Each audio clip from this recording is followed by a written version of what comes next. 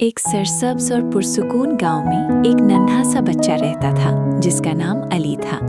अली को परिंदों से बहुत मोहब्बत थी। वो हर सुबह दरख्तों के पास जाकर चिड़ियों को दाना डालता और खुश होकर मुस्कुराता। एक दिन स्कूल से वापस आते हुए अली ने रास्ते में एक नन्ही सी चिड़िया को ज़मीन पर गिरा हुआ देखा। उसका एक पर जख्मी था और वो उड़ने की कोशिश कर रही थी मगर उड़ नहीं पा रही थी। अली का दिल भर आया।